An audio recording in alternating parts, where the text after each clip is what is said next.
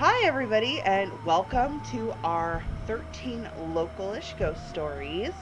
We're really excited to have you here. We're really excited to do this for you, and we're super excited to launch our YouTube channel. So, first off, we have a couple of things we need to talk to you about.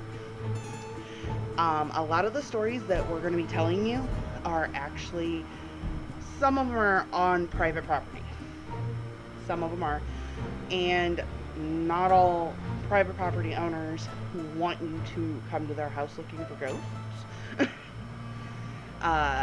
So always be respectful. If you do try to find any of these places, cool, try to just stay off their property. If you want to ask them if it's cool, that's fine. But if they say no, please respect that. If you're asked to leave, please respect that. Don't go to these places and be like, oh, Exspiravit told us about your ghost and we're here to find it. We're not telling you to do that. We're just sharing these for some Halloween fun. So if you're asked to leave, please do leave. By the property owners or the authorities, please don't let it get to the point to where the authorities are called. Just remember to be respectful. And that goes for public places too. There are some public places that just don't want to be known as haunted. So if the authorities or the homeowners or any kind of owners ask you to leave, once again, please make a hasty exit. Please do what you are told. Don't cause a scene. Play nice. Also, please don't go into the cemeteries after dark. Please do not mess with the headstones. That is something that is very near and dear to my heart, because I'm a creepy girl. Please don't hurt the gravestones. And last, please don't take anything or leave anything. If you see trash, pick it up. Don't put trash there. Be respectful. Now remember, we're not telling you this to be mean or anything like that. We just want you guys to stay safe and have a really good Halloween season. Also remember, there are some amazing locations that are local that actually offer paranormal investigations and ghost tours. A lot of those, pre-COVID, you had to pay for, but a lot of them are actually offering it free via the internet now. So definitely check out like Eventbrite and stuff like that, Facebook, because you can actually get these experiences from the comfort of your own home for free and have a very, very spooky season this year. 500, 300, 200, 400. 1. Hi guys, and welcome to our third installment. Today we are talking about 2 locations, and we're actually talking about 2 instead of talking about 1. Last video, go check it out. Trust me, it's quite entertaining. But today we're talking about one that is near and dear to both of our hearts, which is Granger. And then we are also talking about one of my personal favorites, and I love it so much, the DeSoto House Hotel up in Galena. I love Galena. I love Galena so much. It's my happy place, okay? So we're gonna start off with Granger, and Emily is gonna give us a little bit of history in Granger, and then we'll get into some spooky stuff in Granger. So the Granger house was built in 1848. Earl and Eldora, her nickname was Dora, Granger, started renting the home in 1873 and bought it to be their own home in 1878. Earl built the carriage house on the property in 1879. Generations of Grangers lived in the house for roughly 100 years, ending a cycle in 1969. The Granger house got put on the National Register for Historic Places in 1976. It has now been turned into a museum to show how life was like in the 1800s for a middle-class Midwestern family. It has many of the original furnishings of the home still from the Grangers. In 2015, the first official paranormal investigation was conducted there by C Paranormal. So, in the house itself, it is believed that the spirits that dwell there are that of its namesake. They are the family, the Grangers. Often it is reported that when staff is on the main level of the house, they can hear running and playing upstairs, and that is believed to be the children of Dora and Earl. And they're apparently little rambunctious children. If you're there doing an investigation, you might see one peeking around the corner at you. Also, EVPs were taken at one point, and German words were heard being spoken, and that is believed to be Dora because she was of German descent. If I remember quite correctly, one of the words translated into being spanked, like threatening a spanking, if I remember correctly. Don't quote me on that, but I'm pretty sure. I don't recall that, but okay. I think it is. I think it is, because they were talking, like, the article I was reading was about, like, Dora was, like, getting after the children upstairs or something. Which ties right into the footsteps going up and down the stairs. Because it's like the family is still living there, as if it's still the family home. It's like they're still there, just living their everyday lives. It doesn't seem like, for the most part, they have a whole lot to do with the paranormal seekers there. Like, you get evidence and stuff, and you see stuff, and you hear stuff. And there is some interaction, but it's not as much as some other locations. They seem to just kind of be going about their lives, doing their thing. Out in the carriage house, there's a guy named, was it Mike Russell? That's what we have on the paper. Mike Russell. And he seems to hang out there. He likes being out there for whatever reason. A lot of times they catch him with the K2s, and occasionally on a spirit radio, ghost radio, whatever you want to call it. But for the most part, he just seems to kind of want to hang out by himself. He doesn't really want people out there messing with him too much. I mean, I perfectly understand that. I'm an introvert. I don't like people. Right. That's why I'm a ghost hunter. I like ghosts more. But just saying. No offense. We love you all. No offense. Subscribe. What are we gonna do? Click the like and share too. Yes. Subscribe. Like us. Love us. We need validation.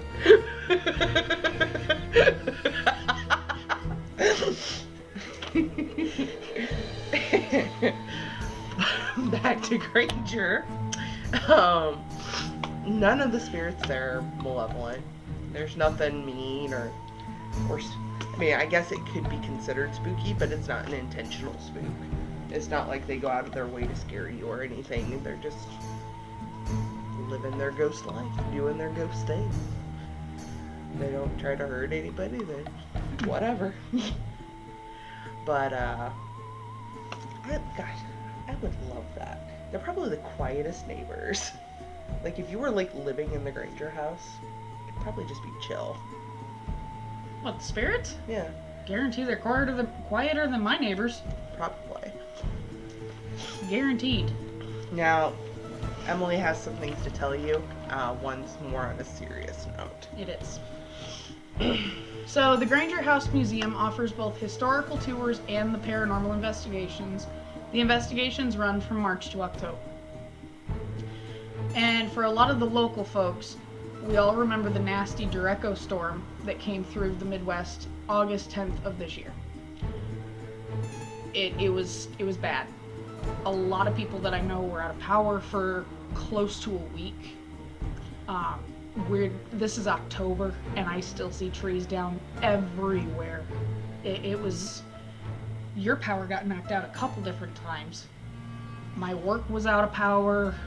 Hospitals were out of power. Everything was just... And when they would restart power, a lot of things like on my street for sure. When they turned our power back on, the woods at the end of my road caught like the trees caught on fire. Yeah. So they had to cut it immediately again, and that seemed to be like the case around because that's what happened. That's why we were out. It's because those trees went down. There were, what was it, tens of thousands of people out of power? Yeah, we had crews from Canada here helping us get power back. Like, it was pretty bad. If you don't know, a derecho storm is hurricane winds. Iowa and Illinois, not built for hurricane winds.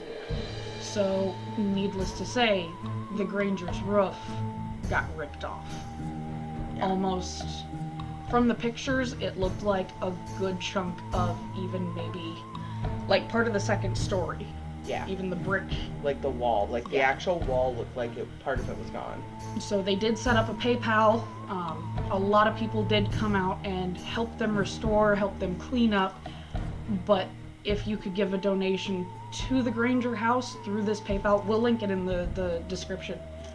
It would mean so much to everybody. It really would. The Granger home is completely non-for-profit. It's volunteer run. And you go in there and they teach you about what Victorian life was back then. And so, and the really sucky part is I think they had just put that roof on. Like, they had just gotten the money to do that roof, to redo it. And I think then it was supposed to start like middle of July. And then we got this pretty much middle of August. So it was not, like, they need help. Yeah. Whatever you can do, whether that be donating your money, whether that just be sharing it, you know, or even like trying to help find grants or something. Yeah. Like, you know, I didn't anything. even think about that. Yeah, anything you guys can do to help them out would be awesome. I know we're gonna do what we can do. Yeah. So, thank you in advance for doing what you can for Granger House.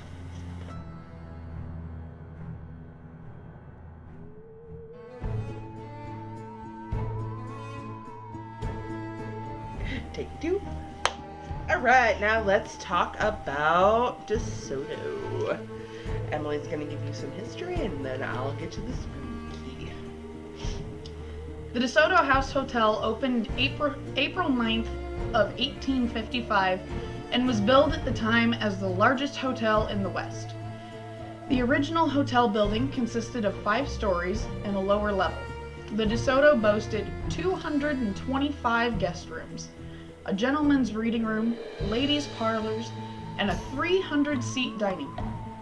In addition, retail stores, offices, a saloon, and a bowling alley were all found their home in the DeSoto House. Perhaps its most notable visitor was President Abraham Lincoln, before he was President of the United States, who spoke from the Main Street balcony on July 23, 1856, in support of John Fremont's bid for presidency. On September 13, 1860, a crowd of over 15,000 people rallied in front of the DeSoto in response to a Grand Republican mass meeting in support of Lincoln's presidential bid. Ulysses S. Grant returned to his hometown of Galena following the Civil War, bringing 25,000 citizens to the streets to welcome him home. There was a reception ball held at the DeSoto House in his honor. Later, Grant used rooms 209 and 211 as his presidential campaign headquarters. June 2nd of 1859, the hotel suffered a fire which destroyed a dozen rooms on each floor and caused water and smoke damage to the entire hotel. December 7th of 1869, a boiler located in the dye works in the hotel's basement exploded. The hotel was then put up for rent in May of 1870. In October of 1870, the furnishings were auctioned off, and by December of the same year, the hotel was closed. In 1871, W.H. Blewart purchased the hotel. In 1880, the upper 2 floors of the hotel were removed. Several years passed, and in 1985, Mayor Frank and Einsweiler was able to get the necessary funding to begin the $7.8 million restoration on the condemned building, which was finished in April 19th of 1986. You know what I've been thinking when you were talking about that? Huh. So they removed the top 2 floors of the hotel, right? Yes. What does that sound familiar? Sounds very familiar. Bankston Block. Yep. I gotta wonder if they actually like emptied out the hotel or if they Oh, I did, like... hope they did. I hope this isn't another... We'll do another video about Bankston Block if you want us to. Just let us know in the comments. But that's a whole... Bankston Block is in Rock Island. Yeah, it's a whole nother thing. But that just popped in my head. You didn't realize that previous? No, like that. Yeah. Like I did all of this and I completely did not make the connection. So, spooky stuff at DeSoto. DeSoto is so haunted. I don't know why. Maybe it's just because people had such an emotional attachment to it. Maybe it changed hands quite a few times. It sounds like a lot of stuff happened. A lot of kind of tragedies happened. You know. Yeah. The fires. And it seemed like they were all back to back to back to back to back. It was within like a decade of each other. It was like boom, boom, boom. So it seems like up on the third floor is where a lot of the activity happens. One desk worker did not believe in ghosts, didn't believe in the paranormal, was completely nope, not real. And then she saw a ball of light come out of nowhere and felt a cold like gust of wind, and it like blew off and disappeared, and she could not find an explanation for it at all. People will be laying in bed at night, like guests, and they'll feel somebody sitting on the edge of their bed. Like you're just laying there, you know, going to sleep, reading, whatever you're doing, and then your bed just...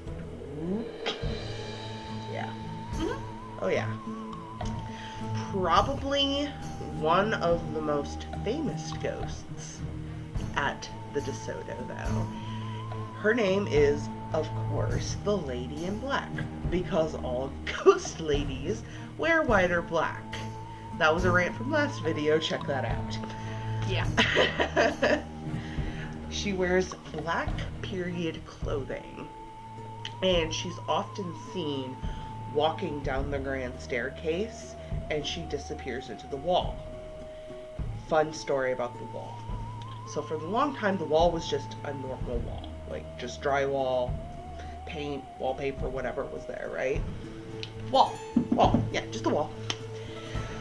In 2011, there was a bad flood, and that caused a lot of damage in the main part of the hotel. The upper floors were fine, it was just the main part. So they had to tear down the drywall to put new drywall up, and when they tore down the drywall, there was a brick wall. And where the Lady in Black would always disappear to that wall was an old door that had been hidden behind the drywall. Nobody knew about it, apparently. So now if you go to the DeSoto, they did not put drywall there. They put plexiglass up with a placard, which I will probably right about now be showing a picture of this. Yeah. Probably? Probably. Okay. Probably. With a placard telling you the story of the Lady in Black, and you can actually see the doorway if you go to the DeSoto. I think that's pretty freaking cool. Mm-hmm. That's awesome. And they're so open about it. I love it. Yeah, it's the fact that they embrace it, whereas a lot of places are like, no, we're not haunted. I don't know where you heard any of those stories. We have nothing to do with that. Right. Whereas they're like, yeah, come on down. It's part of our history. Let's do this. Right. Check out our ghosts. Mm-hmm. Check out our ghosts. My last little tidbit is actually a personal account, not from me, but from another lady that was in Galena for business. She stayed at the DeSoto for 2 nights, which, fun fact, if you go to stay, you have to have a 2-night stay for DeSoto. They won't let you just stay 1 night. Sad panda. Well, I mean, I'd want to stay there like a week, but that's just me. Yeah. Like, I'd be cool with that. But it's a minimum 2-night stay. So she was there in Galena on business, doing her business stuff, going to meetings, whatever. So the first night she got there, she heard arguing out in the hallway, which, I mean, it's a hotel. I'm sure there's always noise going on because it's a hotel. If you've stayed at a hotel, it's like an apartment, you can hear everything. So she calls the front desk to register a complaint, as one does when they have to get up early and go to a meeting the next day. And someone, whoever was on the other line, said, "Oh, we'll take care of it." A few minutes goes by, the arguing stops. So she goes to sleep. On her way to her meeting the next morning, she stops down at the front desk, just being kind of nosy, which is fine. We're all a little bit nosy sometimes. She wanted to know what the arguing was about. And the front desk had no record of her calling, no record of her making the complaint, nothing. She thought it was weird, but she's like, okay, whatever. Maybe they just didn't write it down. She goes about her day, goes to her meeting, blah, blah, blah, comes back. So instead of going out and enjoying any of Galena's delights, which if you get a chance, you must do, she stayed in her hotel room. She's tired, whatever. And she all of a sudden starts smelling cigar smoke, which is not normal. I'm pretty sure you can't smoke indoors anywhere in Iowa or Illinois. Not that I'm aware of. I'm pretty sure it's against the law. Yeah, I'm pretty sure. And so she calls and makes a complaint because she doesn't like the smell, which anybody would do. And they assure her they're going to take care of it. So she feels kind of sick from the cigar smoke, from smelling that cigar smoke. Some people can't handle it. And so she decides to stay later than she normally would, and she does paperwork, trying to let her stomach settle, get her mind off of it. And she started hearing footsteps, but they weren't out in the hallway.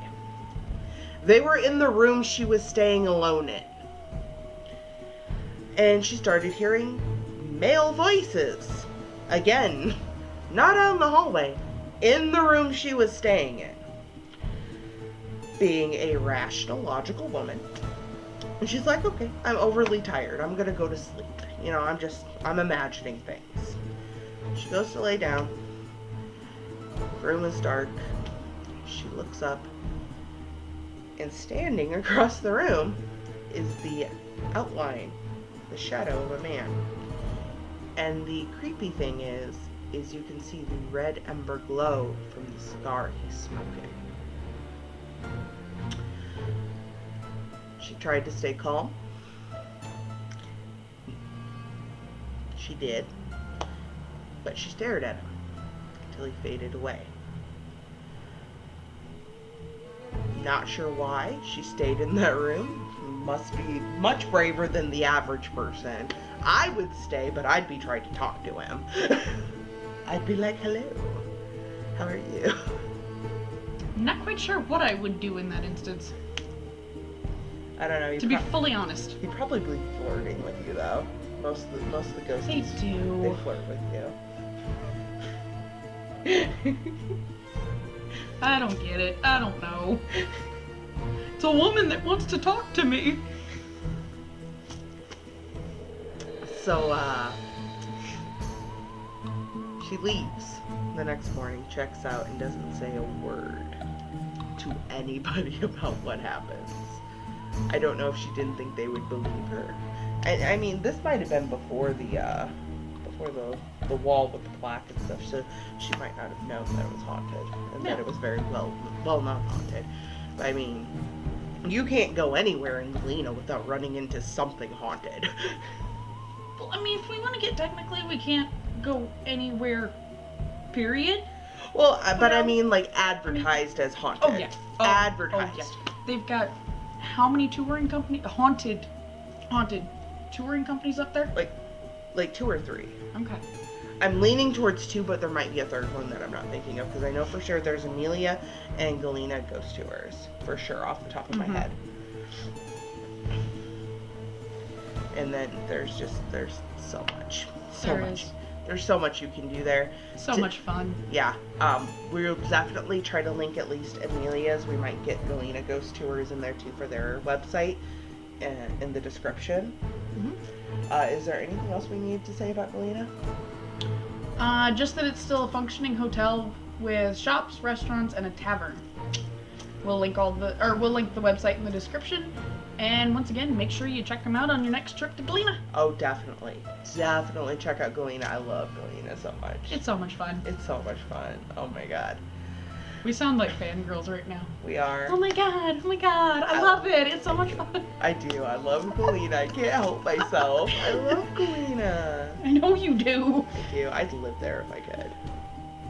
I would.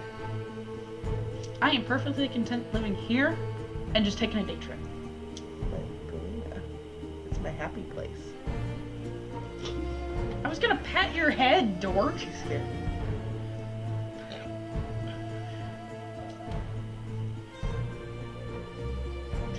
Weirdo.